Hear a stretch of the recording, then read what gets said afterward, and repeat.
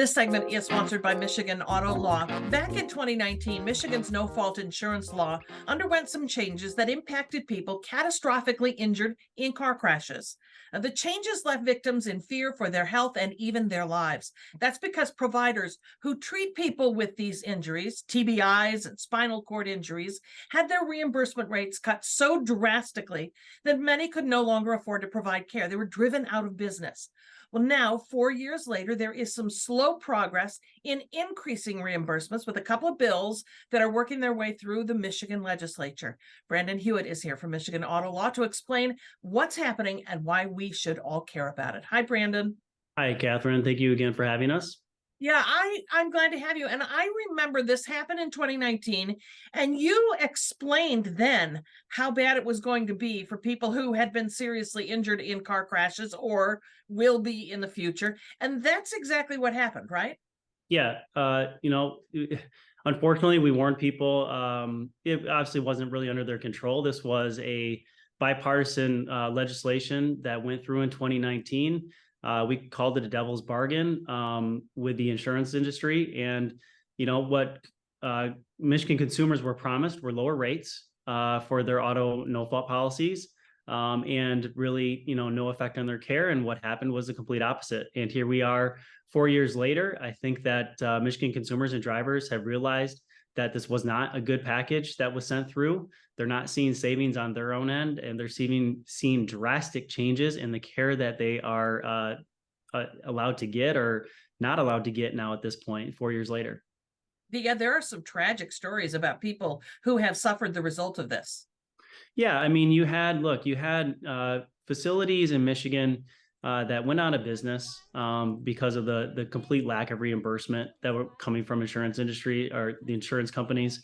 You saw not just 50% reduction in rates. Sometimes it was 80, 90% reduction in rates. Wow. Michigan used to be known as, kind of like the place to be to get this specialized treatment for catastrophic injuries, spinal cord injuries, brain injuries. If you were going to get in a car accident, obviously nobody wants to get in one, but in Yeah. Michigan, there was kind of that backup that, okay, you're going to at least be taken care of. That was all stripped away in 2019. Not only what you were allowed to get, but how much was reimbursed. So it was commercial providers, hospitals, these dedicated clinics, but also family provided care. Mm. Used to be able to provide 24-hour care to your injured loved one, and the insurance company would pay you. And a lot of times that was required because you lost your job. That Yeah. was reduced down to 54 hours a week, 8 hours a day. Well, what do you do for the other 16 hours a day? Right, Um, right.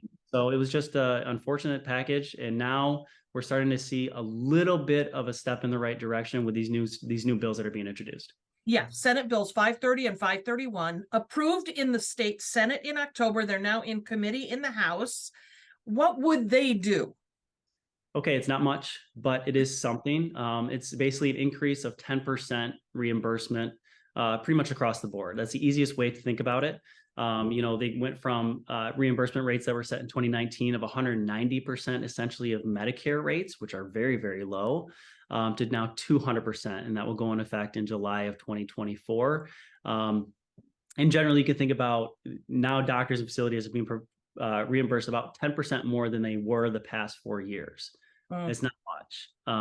But it's something. It's a step in the right direction.